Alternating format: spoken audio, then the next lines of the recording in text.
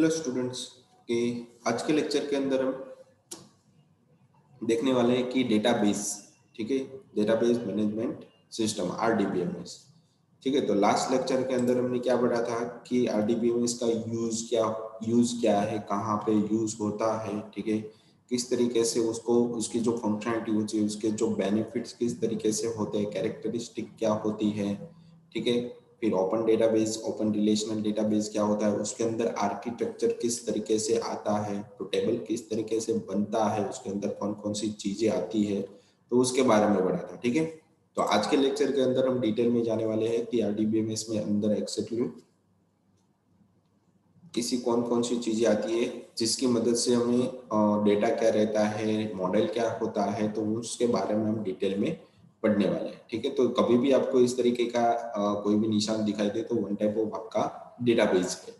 ठीक है, तो चलते हैं हम कि बेसिक कॉन्सेप्ट रिलेशनल मॉडल, मतलब रिलेशन होता है पर रिलेशन के अंदर एक्जेक्टली क्या होता है, तो रिलेशन किसी ने फाइंड आउट किया, तो उसके बारे में आज के लेक्चर के अंदर हम डिस्कस करेंगे। वो डेटा के बारे में, मतलब डेटा एग्जैक्टली क्या होता है, किस तरीके से होता है, किस तरीके से प्रेजेंट किया जाता है, वर्क किया जाता है, तो वो सारी चीजें आज के लेक्चर के अंदर हम देखेंगे। तो फर्स्ट ऑफ ऑल हमारे पास है रिलेशनल मॉडल। तो यहाँ पे लिखा है the principle of the relational model were first outline by the doctor E F Codd in 1970 June paper called a relational model of a data for large scale data banks. मतलब banking system के लिए उन लोगों ने दो अलग अलग एक पेपर्स के अंदर जो भी डेटा बनाया था, वो फर्स्ट ऑफ ऑल कहाँ पे बनाया था, वन टाइप ऑफ पेपर के अंदर बनाया था। भाई इसका डेटा यहाँ पे कनेक्टेड होगा, इसका डेटा यहाँ पे, तो दो अलग अलग डेटा के साथ वो कनेक्टिविटी बताते, मतलब रिलेशनल बताते। तो इस तरीके से उन लोगों ने एक रिलेशनल मॉडल की तैयारी की थी। ठीक है, फिर जो उसका पर्पस था वो बहुत ही इजी तरीके से सबको दिखाई दे रहा था कि इसका डेटा यहाँ पे इस तरीके से ज्वाइन हो रहा है। ठीक है, तो सारी चीजें उसको अच्छे से समझ में आ रही थी। Doctor code propose the relational model for database system, मतलब रिलेशनल डेटाबेस को कैलकुलेट करवाने के लिए, मतलब उसको प्रेजेंट करने के लिए एक डेटाबेस सिस्टम की रिलेशनल मॉडल की मतलब उसकी एक ब्लू प्रिंट तैयार की थी। ठीक है, उसके बाद है कि the more popular model used at a time were hierarchical and network, मतलब किसी भी तरीके के डेटा को, मतलब आपको सॉफ्टवेयर बना रहे हो तो उसके अंदर किस तरीके का डेटा आएगा और क्यों आएगा और कहाँ पे एग्जैक्टली उसको स्टोर कर सकते हैं, तो उसकी एक प्रेजेंटेशन व्यू तैयार की थी। ठीक है, और पहले किस तरीके से होता था, एक हियरार्की, मतलब एक ट्री के फॉर्मेट में, मतलब फर्स्ट ऑफ ऑल एक नोड है, उसके बाद दो नोड अलग अलग उसके साथ ज्वाइन हुए, उसके अंदर वापस दो दो, हर एक के अंदर दो नोड कलेक्ट ज्वाइन हुए, तो वन टाइप ऑफ ट्री बनता है, तो उसके हियरार्किकल बोला है। फिर नेटवर्क फॉर्मेट में, मतलब हमारा जो एक राउंड बीच में रहता है और हर एक के साथ बाजू आजू बाजू में हर एक के साथ वो कनेक्टेड है, तो वो नेटवर्क हो गया वन टाइप ऑफ। जैसे हमारे पीसी कनेक्टेड एक दूसरे के साथ रहते हैं, वैसे ही इसको नेटवर्क के अंदर भी, नेटवर्क फॉर्म में भी पहले डेटा हमारा रहता था। ठीक है, तो उन लोगों ने क्या किया कि रिलेशनल मॉडल बनाया जिसकी मदद से एक डेटा को दूसरी टेबल के साथ कनेक्टिविटी किस तरीके से दी जाती है, तो उसके लिए उन लोगों ने एक प्रेजेंटेशन तैयार की। ठीक है, even simple flat files data structure, मतलब फाइल के अंदर जिस तरीके से डेटा पड़ा रहता है, एक के अंदर दूसरा, दूसरे के अंदर तीसरा। ठीक है, तो वैसे ही इन लोगों ने एक ट्री हियरार्की फॉर्म में डेटा को बताने के लिए एक तीसरा डेटा निकाला जिसे बोला जाता है रिलेशनल मॉडल। ठीक, relational database management system soon become a very popular. तो इसी वजह से डेटा को डायरेक्टली एक ही पेज के अंदर आप देख सकते हो, वरना फाइल सिस्टम या हियरार्किकल सिस्टम होता है तो एक के अंदर आपको जाना पड़ेगा, तभी आपको पता चलेगा कि इसके अंदर ये डेटा पड़ा हुआ है। और रिलेशनल मॉडल की मदद से बहुत ही ईजी हो गया कि एक ही साथ आप सारा डेटा एक साथ देख सकते हैं। ठीक है, specially for the easy of use and flexibility of structure, मतलब मैंने जैसे आपको भी बताया कि उसका जो यूज है बहुत ही, एक ही साथ आप सारा कुछ दे सकते हो और उसका यूज भी आप अच्छी तरीके से कर सकते हो। In addition number of innovative vendors, मतलब बहुत सारे जो वेंडर्स थे, ठीक है, जो उस फाइंड करने के लिए आदि थे, उन लोगों ने एक साथ मिलकर एक एसक्यूएल का फाइंड किया, मतलब स्ट्रक्चर क्वेरी लैंग्वेज, जिसकी मदद से जो भी डेटा बनाया उसको हम चेंज कर सकते हैं, ला सकते हैं, मॉडिफाई कर सकते हैं। ठीक है, तो उसके अंदर थोड़ा फिल्टरिंग हम रख सकते हो, वो सारे चीजें उन लोगों ने क्या कर दी कि एसक्यूएल के फॉर्मेट में लिख दी, मतलब प्रोग्रामिंग के अंदर लिख दी वन टाइप ऑफ। ठीक है, अगर आपको कोई भी डेटा वहां से चाहिए तो बीच में एक एसक्यूएल आता है जिसकी मदद से उसके अंदर से डेटा को आप फैच डिलीट कुछ भी आप कर सकते हो। ठीक है, फिर लिखा है कि DBMS with suit of powerful application and development and use products providing the total solution. मतलब जैसे जैसे आरडीबीएमएस का यूज होता गया तो वैसे वो पावरफुल एप्लीकेशन बनती गई और उसको यूज प्रोडक्ट के अंदर, प्रोडक्ट है या फिर किसी दूसरी चीज है उसके अंदर हम करने लगे तो ये बहुत ही ज्यादा यूज होने लगा। तो उसकी जो पावर थी, मतलब उसकी जो सिस्टम थी वो बहुत ही बेनिफिशियल थी, वो इजीली थी, इसलिए रिलेशनल मॉडल का बहुत ही ज्यादा यूज होने लगा। तो रिलेशनल मॉडल इस तरीके से आया और इस तरीके से वो यूज होता है। ठीक है, तो फर्स्ट ऑफ ऑल दो ही चीज इसके अंदर है ज्यादातर तो समझने वाली, कि डॉक्टर कोड ने उसको फाइंड आउट किया था 1917 के अंदर, और वो बहुत ही रिलेशन फ्लेक्सिबल था, उसका जो स्ट्रक्चर था बहुत ही इजीली एक साथ आप सारा डेटा देख सकते हो, और उसको प्रेजेंट करने के लिए आपको एक एसक्यूएल, मतलब डेटा को वहां से लाना है ले जाना है, तो उसके लिए उन लोगों ने एसक्यूएल का यूज किया। तो ये उसका रिलेशनल मॉडल व्यू करता है, प्रेजेंट करता है। उसके बाद है कि रिलेशनल मॉडल के अंदर क्या क्या चीजें आती है। ठीक है, तो फर्स्ट ऑफ ऑल देखिए, कलेक्शन ऑफ ऑब्जेक्ट्स और रिलेशनल, कलेक्शन ऑफ ऑब्जेक्ट और relations that store the data, मतलब डेटा को, बहुत सारे डेटा को एक साथ स्टोर करने के लिए, मतलब एक ही ऑब्जेक्ट के अंदर आपको स्टोर करना है और उसका रिलेशन भी आपको दिखाना है, तो वहां पे रिलेशन मॉडल का यूज आप कर सकते हो। फिर एक ही सेट ऑफ ऑपरेटर, मतलब बहुत सारे अलग अलग टाइप के जो ऑपरेटर रहते हैं उसका यूज करके that can act on the relation to produce the other relation. ठीक है, तो उसकी मदद से आप दूसरे अलग रिलेशन भी बना सकते हो। जो भी आपका रिलेशन डेटाबेस के साथ अलग अलग टेबल के साथ है उसको मिला के आप दूसरा नया रिलेशन भी खुद से रिलेशनल मॉडल की मदद से बना सकते हो। फिर एक data integrity for accuracy and consistency, मतलब जो भी आपको डेटा मिल रहा है, ठीक है, वो बहुत ही कॉम्प्लेक्स होगा तो भी उसी स्पीड से मिलेगा, अगर बहुत ही इजी है तो भी उसी स्पीड से या उसी कंसिस्टेंसी से आपको मिलेगा। ठीक है, मतलब कभी भी अगर आपका डेटा वहां पर बढ़ रहा है तो वो ऐसा नहीं है कि लोड लेगा, ठीक है, अगर कम है तो लोड नहीं लेगा, तो ऐसा कुछ नहीं है। वो जिस प्रोसेस से वर्क करता है उसी प्रोसेस से ज़्यादा डेटा होगा तो भी वर्क करेगा, और कम डेटा है तो भी वर्क करेगा। तो इस तरीके से रिलेशनल मॉडल का यूज पावरफुल वे में होने लगा। तो इसके ये तीन कंपोनेंट्स है जिसके बेस पे रिलेशनल मॉडल का बहुत ही ज़्यादा यूज किया जाता है। तो फर्स्ट ऑफ ऑल बहुत सारे डेटा को आप स्टोर कर सकते हो, डेटा लाने या ले जाने के लिए बहुत ही कम टाइम लेता है, और एक रिलेशन के बेस पे आप दूसरा रिलेशन भी आप बना सकते हो। तो इन तीनों के बेस पे रिलेशनल मॉडल पर मॉडल अभी खड़ा हुआ है। ठीक है, तो अभी भी यूज होता है। हम कभी भी कोई हाई लेवल लैंग्वेज सीखते हो तो उसके अंदर डेटाबेस का यूज तो कंपलसरी होगा ही होगा, तो उसके लिए आप रिलेशनल मॉडल समझना ही पड़ेगा। ठीक है, उसके बाद है कि definition of relational data major, मतलब उसकी जो मेन डेफिनेशन क्या है एग्जैक्टली। ठीक है, तो रिलेशनल डेटाबेस यूज रिलेशंस और two dimensional table to store information. मतलब टू डायमेंशनल मतलब क्या होता है कि टेबल और रो के फॉर्मेट में वो डेटा को रखता है। ठीक है, रो और कॉलम के फॉर्म में सारा डेटा रखता है, जिसकी मदद से हमें डेटा इजीली सारे डेटा देख भी सकते हैं।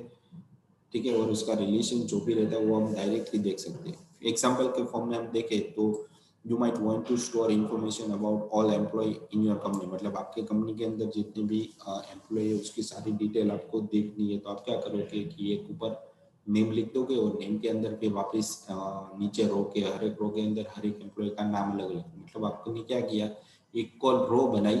ठीक है, आपके पास बहुत बहुत सारी रो है और एक आपके पास कॉलम है नेम नाम की, नेम नाम की। ठीक है, तो ये आपने टू डायमेंशनल रिलेशन मतलब टेबल बनाया। ठीक है, तो कॉलम और रो का यूज जब भी आप करते हो तो ऑटोमेटिकली वो टू डायमेंशनल टेबल बन जाता है। ठीक है, तो इस तरीके से इंफॉर्मेशन को स्टोर, आप बहुत सारे इंफॉर्मेशन को स्टोर कर सकते हो। ठीक है, वो देख भी सकते हो इजीली भी कौन सा डेटा कहाँ पे पड़ा हुआ है। In relational database you create several table, मतलब एक टेबल नहीं बना सकते, एक टेबल के अंदर एक इंफॉर्मेशन ऐसा नहीं है, आप बहुत सारे टेबल अलग अलग टाइप के भी बना सकते हो, डिफरेंट डिफरेंट टाइप की इंफॉर्मेशन वहाँ पे एम्प्लॉय की स्टोर कर सकते हो। Such as an employee table and department table, salary table, तो हर एक का टेबल अलग अलग आप बना सकते हैं। एम्प्लॉय का टेबल अलग रहेगा जिसके अंदर एम्प्लॉय की इंफॉर्मेशन सिर्फ रहेगी, अगर डिपार्टमेंट का टेबल तो डिपार्टमेंट की इंफॉर्मेशन वहाँ पे रहेगी, सैलरी है तो सैलरी किस डिपार्टमेंट के अंदर किस एम्प्लॉय की कितनी है वो भी वहाँ पे लिखी रहती है। मतलब रिलेशन बन जाता है सैलरी का एम्प्लॉय और डिपार्टमेंट के साथ, और एम्प्लॉय का डिपार्टमेंट के साथ रिलेशन बनता है। ठीक है, तो इस तरीके से आप वहाँ पे रिलेशन दिखा सकते हो, उसका ये मेन यूज है। तो आप यहाँ पे सिर्फ उसकी डेफिनेशन बताना चाहते हो किसी को तो ऐसे भी प्रेजेंट कर सकते हो कि रिलेशनल डेटाबेस यूज रिलेशन और two dimensional tables two store information. ठीक है, तो ऐसे भी बोलोगे तो भी वो समझ जाएगा। फिर इसकी प्रॉपर्टी क्या है कि उसके अंदर किन किन कौन कौन सी चीजें आती है, जो जो यहाँ पे आप देख सके वो आपका एसक्यूएल है, वो जो आपका डेटा है वो यहाँ पे आपको देगा। जैसे आप लिखोगे तो ऑटोमेटिकली इसके अंदर वो सर्च करेगा और आपको वो आउटपुट दे देगा। तो ये आपका डेटाबेस है, इसके अंदर सारी इंफॉर्मेशन पड़ी रहती है। ठीक है, और आरडीबीएमएस की मदद से उसके अंदर से डेटा को आप ला सकते हो या फिर स्टोर भी कर सकते हो। तो ये आरडीबीएमएस मतलब एसक्यूएल क्या हो गया कि आपका आरडीबीएमएस मतलब उस रिलेशन को आपको किस तरीके से लाना है, ले जाना है या फिर प्रेजेंट करना है, तो वो आप एसक्यूएल की मदद से डेटाबेस के साथ डेटाबेस के पास से करवा सकते हो। ठीक है, तो ये सारी चीजें होती है। तो कम्युनिकेटेड किस तरीके से होता है तो उसका प्रेजेंटेशन यहाँ पे आपको दिया गया है। ठीक है, तो ये आपकी क्वेरी थी। क्वेरी जैसे आपने कोड लिखा तो वो सर्च करेगा, सर्च करेगा उस तरीके से आपको आउटपुट दे देगा। ठीक है, तो ये इन्फॉर्मेशन थी। तो उसको यहाँ पे डिटेल के अंदर दिखाया गया, उसकी प्रॉपर्टी में क्या क्या आता है एक्चुअली वो दिखाया गया है कि in relational database you do not specify the access route to table, मतलब कि कौन से टेबल को या फिर कौन से फील्ड को एक्सेस करना है वैसा कुछ मेंशन आपको नहीं करना पड़ता, क्योंकि डायरेक्टली वो सर्च करेगा कि कहाँ पे कौन सा डेटा पड़ा हुआ है। फिर एक to access the database you execute a structure query language, मतलब आपको उसकी कोडिंग उसके हिसाब से लिखनी पड़ेगी कि ऐसे लिखोगे तो ही मैं आउटपुट डेटाबेस के अंदर वो फाइंड आउट कर सकता है। अगर आप अपनी तरीके से कुछ भी लिख दोगे तो डेटाबेस को कुछ भी समझ में आने वाला नहीं है, तो उस वहां पर ही आपको रोक देगा, एरर दे देगा, भाई ये हमारा फॉर्मेट नहीं है, हमारी फॉर्मेट के अंदर आप लिख सकते, तभी मैं आउटपुट यहाँ पे दूंगा। ठीक है, तो उसके लिए वो लोग यूज करते हैं एसक्यूएल। एसक्यूएल मतलब स्ट्रक्चर क्वेरी लैंग्वेज। ठीक है, तो आपको उसकी लैंग्वेज के भाषा में ही लिखना पड़ेगा तभी वो आपको डेटा देगा। which is the American National Standard Institute standard language for operating upon relational database, मतलब रिलेशनल डेटाबेस को एक्सेस ऑपरेशन, ठीक है, ऑपरेटिंग करने के लिए, ऑपरेट करने के लिए इस तरीके की एसक्यूएल बनाई गई है जिसकी मदद से आप डेटाबेस के अंदर कोई भी डेटा को स्टोर कर सकते हो और उसके अंदर से फैच भी डेटा को करवा सकते हो। ठीक है, तो एसक्यूएल आपको समझ में आ गया कि डेटाबेस क्या होता है, एसक्यूएल क्या होता है, आरडीबीएमएस क्या होता है। तो आरडीबीएमएस मतलब रिलेशनल डेटाबेस, जो डेटाबेस के अंदर पड़ा है उसका एक सब पार्ट है, तो उसको एक्सेस करने के लिए वहां पे आपको यूज करना पड़ेगा एसक्यूएल। अगर एसक्यूएल आपके पास को नहीं आती तो डेटाबेस के साथ आप कुछ भी नहीं कर सकते, आपको आता ही नहीं मतलब। ठीक है, तो ये चीज हो जाती है। The language contain a large set of operation for partitioning and combining relation, मतलब वो अलग अलग जितने भी ऑपरेशन है या ऑपरेटर है उसको अलग अलग सेपरेट पार्ट में भी कन्वर्ट करके दे सकता है, या फिर आप दो अलग अलग टेबल को कंबाइन करके भी रिलेशन बना सकते हो। डेटा वो दे देगा एक साथ, पर आपको उसके हिसाब से एसक्यूएल लिखनी पड़ेगी, स्ट्रक्चर क्वेरी लैंग्वेज लिखनी पड़ेगी, तभी वो आपको डेटा देगा उस तरीके का। SQL database can be modified by using SQL server. जैसे मैंने आपको बोला कि एसक्यूएल नहीं लिखोगे तो डेटाबेस के अंदर कुछ भी पॉसिबल नहीं है। ठीक है, तो आप जैसे उसकी इंस्ट्रक्शन दोगे तो मॉडिफाई करना है, चेंज करना है, डिलीट करना है या फिर किसी भी चीज को वहां से उड़ा देना है। ठीक है, तो ये सारी चीजें आपको एसक्यूएल के थ्रू ही लिखनी पड़ेगी। एसक्यूएल, अगर एसक्यूएल के थ्रू आप डेटा को लिख सकते तो डेटाबेस के अंदर से कुछ भी वो delete, modify, change, insert, store सारा कुछ वो करेगा। ठीक है, तो ये एसक्यूएल की बेनिफिट्स है और उसका स्ट्रक्चर इस तरीके से होता है, इन दोनों की मदद से ही आप डेटा को एक्सेस कर सकते हो। ठीक है, ये दोनों वाइस वर्सा, एसक्यूएल होगी तो डेटाबेस होगा, डेटाबेस होगा तो एसक्यूएल होगा। इसकी प्रॉपर्टीज थी, ये दोनों प्रॉपर्टी की मदद से डेटाबेस को एक्सेस आप कर सकते हो। ठीक है, उसके बाद एक उसका स्ट्रक्चर क्या होता है, स्ट्रक्चर क्वेरी लैंग्वेज, जैसे मैंने आपको बताया कि उसके अंदर से डेटा को आपको लाना है, तो एसक्यूएल क्या होता है, तो एसक्यूएल के बारे में यहाँ पे दिया गया है कि स्ट्रक्चर क्वेरी लैंग्वेज। ठीक है, उसका जो स्ट्रक्चर है वो भी फिक्स करके रखा गया है कि उसकी लैंग्वेज किस तरीके से लिखी जाएगी। ठीक है, तो वो हर एक पीसी में से अलग अलग तरीके से आएगा। तो ये आपका वन टाइप ऑफ डेटाबेस है, जैसे मैंने आपको यहाँ पे बताया डेटाबेस, डेटाबेस के अंदर दो पार्ट्स रहते हैं कि एक टेबल फॉर्मेट में डेटा रहता है, ये आपके अलग अलग टेबल है, यहाँ पे जो रेक्टेंगल फॉर्मेट में दिखाया गया वो सारी चीजें, और ये डेटा डिक्शनरी, मतलब इसको पूरे अलग अलग बहुत सारे जो टेबल है वो इकट्ठा मिलके बनते हैं डेटा डिक्शनरी।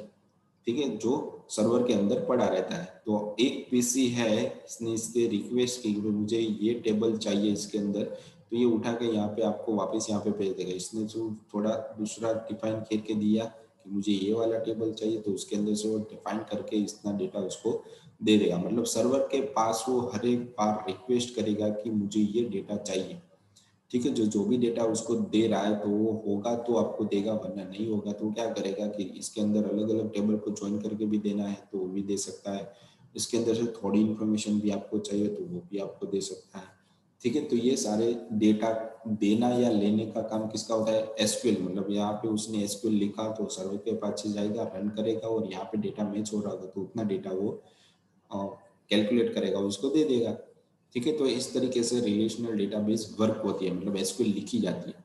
तो यहाँ पे SQL allow you to communicate with the server and has the following advantages. मतलब एसक्यूएल वो सर्वर के साथ इस तरीके से वर्क करता है, कम्युनिकेट करता है, और उसके जो एडवांटेज है वो नीचे दिए गए। इफिशिएंट है, बहुत ही फास्ट वे में वो काम करता है, easy to learn and use है, बहुत ही इजी तरीके से दिया हुआ है। हम जो लैंग्वेज लिखते हैं उसी तरीके से हमें लिखना पड़ता है, ठीक है।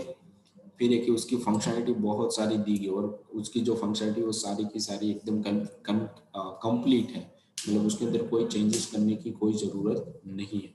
तो SQL allow you to define, retrieve, manipulate data in table. मतलब डेटा के अंदर बहुत सारे अलग अलग तरीके के ऑपरेशन आप एक साथ कर सकते हो, ठीक है। तो इन फीचर्स का यूज करके you can store and manage data with all advantages of relational structure plus PL SQL, मतलब programming language SQL, an engine that provide you with the ability to store and execute program units, ठीक है। मतलब जो भी आपकी programming language, structure language है, उसको run करने के लिए पावरफुल इंजन दिया गया है, जिसकी मदद से जो भी डेटा या इंफॉर्मेशन आपको चाहिए वो डायरेक्टली आपको यहाँ से सर्वर के थ्रू मिल जाएगी। विदाउट सर्वर आपको कभी भी डेटा नहीं मिलेगा। सर्वर मतलब एक कोई सॉफ्टवेयर रहता है जिसकी मदद से आप डेटा को ऑनलाइन रखते हो, तो ऑनलाइन रखते हो तो वो आपका वन टाइप ऑफ सर्वर हो गया। तो सर्वर के अंदर डेटाबेस होता ही होता है। अगर आपके पीसी या वेबसाइट के साथ कनेक्टिविटी करनी है या डेटा स्टोर करवाना है तो उसके लिए आपको सर्वर की कंपलसरी जरूरत पड़ेगी। तो सर्वर दो तरीके के होते हैं, ऑनलाइन भी होता है, ऑफलाइन भी होता है। आपको पीसी के अंदर ही सिर्फ सर्वर डालना है तो उसके लिए जैम्प सॉफ्टवेयर आता है, ठीक है। फिर वैम्प आता है, मैम्प आता है, तो ये अलग अलग, फिर टॉमकेट आता है। तो ऐसे अलग अलग लैंग्वेज के लिए अलग अलग सर्वर का यूज किया जाता है। तो पीएचपी के लिए जैम्प का यूज किया जाता है, जावा के लिए टॉमकेट का, एएसपी के लिए कोई दूसरा यूनिक्स सिस्टम यूज किया जाता है। तो अलग अलग तरीके के अलग अलग सर्वर होते हैं, ठीक है। उसके अंदर डेटाबेस इनबिल्ट होता है, अलग से कोई इंस्टॉल करने की जरूरत नहीं होती। फिर दिया गया कि इसके अंदर जो टेबल है उसके अंदर डेटा किस तरीके से स्टोर है। तो पहले तो डेटा की डेफिनेशन सीख लेते हैं कि डेटा क्या होता है एक्चुअली, ठीक है। तो data is any information in bit and pieces, ठीक है। डेटा मतलब क्या होता है कि किसी भी तरीके की कोई भी इंफॉर्मेशन जो बिट मतलब 0 या 1 या फिर पूरे वर्ड के फॉर्म में हेलो ऐसे लिखा तो वो उसे बोला जाता है यहाँ पे data. Customer name, employee number, amount of sale, number of century score by Tendulkar, an example of data. तो ये जो भी है कस्टमर नेम ये आपका एक डेटा हो गया, एम्प्लॉय नंबर ये आपका एक डेटा हो गया, ठीक है। तो ये जो अलग अलग पार्ट्स के अंदर दिया गया वो आपकी वन टाइप ऑफ इंफॉर्मेशन मतलब डेटा हो गया, ठीक है। To operate with the data, मतलब डेटा को ऑपरेट करने के लिए the data needs to be related so that it is easier to search and locate them, ठीक है। तो डेटा को लोकेट करने के लिए उसके साथ थोड़ा रिलेशन बनाया जाता है, उसके बाद ही आप उसको लोकेट कर सकते हो। Here the data become meaningful only if it is related. वो टेबल के साथ कोई रिलेशन बनाता है, रिलेटेड है, तो ही वो डेटा आपको मीनिंगफुल बनेगा। अगर आप एम्प्लॉय का नाम बनाते हो, ठीक है, एम्प्लॉय का टेबल बनाते हो, उसके अंदर आप कलर डालते हो, अलग अलग टाइप के कलर, तो वो इंफॉर्मेशन आपके लिए कुछ काम की नहीं है, ठीक है। तो डेटा होता है और एक मीनिंगफुल फॉर्म में भी डेटा स्टोर करके रखना पड़ता है।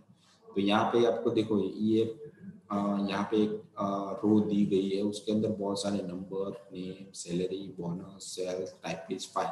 तो ये आपके इंफॉर्मेशन हो गई, मतलब आपकी मीनिंगफुल नेम हो गई, ठीक है, मतलब डेटा हो गया। डेटा के अंदर वो डेटा किस तरीके से स्टोर करेगा तो उसके लिए हमें उसका मॉडल समझना पड़ेगा, ठीक है। तो data models, models are corner stone of design, मतलब किस तरीके से वो डेटा बनेगा तो उसका एक कॉर्नर स्टोन है, मतलब की पॉइंट है, जिसकी मदद से आप डेटा को, मॉडल को डिजाइन कर सकते हो। Engineer build a model of a car to work out any detail before putting it into the production, ठीक है। तो इंजीनियर क्या करता है, कोई भी कार बनाता है तो जब तक उसकी प्रोडक्शन कंप्लीट नहीं हो जाती तब तक वो किसी भी डिटेल को बाहर नहीं देता, ठीक है। तो यहाँ पे वही लिखा है कि engineer build a model of a car to work out any detail before putting it into the production. जब तक वो प्रोडक्शन में नहीं डालता, मतलब उसका मैन्युफैक्चरिंग स्टार्ट नहीं होता, तब तक वो किसी कोई भी इंफॉर्मेशन किसी दूसरे को नहीं देगा। ठीक है। In the same manner system designer develop a model to explore idea. उसका जो आइडिया है उसको वो एक्सप्लोर करेगा, इम्प्रूव करेगा, अंडरस्टैंड करेगा, उसके बाद ही उसकी वो डिजाइन तैयार करेगा कि उसके अंदर कौन कौन की इंफॉर्मेशन आएगी, कौन कौन सा डेटा आएगा। ठीक है, तभी वो आगे बढ़ेगा। तो ये हो गया डेटा मॉडल्स। फिर डेटा मॉडल्स के अंदर उसका पर्पस क्या है। ठीक है, तो models help communicate the concept in people's mind. मतलब पीपल अलग अलग तरीके के जो पर्सन रहते हैं उसके अंदर कम्युनिकेट करवाने के लिए उसके अंदर कौन सा डेटा स्टोर करवाना है, तो वो सारी बिल्डअप की जाती है। फर्स्ट ऑफ ऑल देखिए, कम्युनिकेट अलग अलग टेबल के साथ कम्युनिकेट कर सकते हो, कैटेगराइज अलग अलग टाइप के अंदर कन्वर्ट करके रख सकते हो। जैसे कि आपके पास कलर है तो कलर का एक टेबल बना, उसके अंदर सारी इन्फॉर्मेशन डालो। एम्प्लॉय का टेबल है तो उसके लिए अलग इन्फॉर्मेशन। कलर और एम्प्लॉय दोनों को आप कंबाइन नहीं कर सकते, वरना बहुत सारी इन्फॉर्मेशन इकट्ठा हो जाएगी और आप कंफ्यूज भी हो जाएंगे कि इसके अंदर कौन सा डेटा किसके लिए लिया गया, कौन सी कॉलम किसके लिए ली गई। तो वो इन्फॉर्मेशन अलग अलग सेपरेट फॉर्मेट में, रीडेबल फॉर्मेट में रहे, इसलिए कैटेगराइज की जाती है। फिर उसके अंदर डिस्क्राइब उसी टेबल के अंदर की जाती है, स्पेसिफाई की जाती है कि इसके अंदर कितना डेटा आएगा, किस तरीके से आएगा। ठीक है, उसके बाद इन्वेस्टिगेट भी आप कर सकते हो। अगर आपको डेटा कैटेगराइज फाइंड आउट करना है तो एक टेबल के अंदर गए तो आपको पता है कि इस एम्प्लॉय के टेबल के एम्प्लॉय मिलेगा, कलर के टेबल के कलर ही मिलेगा, तो अलग अलग कैटेगराइज भी आप कर सकते हो और फाइंड भी कर सकते हो इसी तरीके से। ठीक है, फिर इवॉल्व इवॉल्व इवॉल्व और एनालाइज एनालाइज भी आप कर सकते हो, उसको इम्प्लीमेंट भी आप कर सकते हो अलग तरीके से। फिर इमिटेट, उसको थोड़ा चेंज करना है या डिफाइन करना है तो भी आप वहाँ से। तो ये सारे पर्पस हो गए हमारे मॉडल्स के। फिर एक ही डेटाबेस, डेटाबेस किस तरीके से होता है तो उसकी डिटेल सारी हम यहाँ पे पढ़ेंगे। तो जो भी टॉपिक्स हमने पढ़े वो सारे यहाँ पे एक साथ कंबाइन हो जाएंगे। ठीक है, तो यहाँ पे डेटाबेस का मीनिंग पहले दिया गया कि database is a collection of inter related data data store in a controllable and retrievable form. मतलब अलग अलग तरीके से आप उसको कंट्रोल भी कर सकते हो जो भी डेटा है, और उसको रिट्रीव भी आप यहाँ पे कर सकते हो। तो डेटाबेस के अंदर जितनी भी इंफॉर्मेशन पड़ी वो सारी इंफॉर्मेशन एक टेबल के अंदर, एक फॉर्मेट के अंदर पड़ी रहती है। तो उसको स्टोर करने का एक मैनर्स होता है और रिट्रीव करने का भी एक मैनर्स रहता है। तो उसको एक टेबल फॉर्मेट में दिया गया है। लास्ट में जो मैंने आपको एक टेबल बनाया उसके अंदर सेम थिंग रखी है कि customer, product, orders, customer number, product number. तो ये सारी हमारी फील्ड थी ताकि हमें पता चलेगा कि किस इंफॉर्मेशन के अंदर कौन सा डेटा एग्जैक्टली रखा गया है।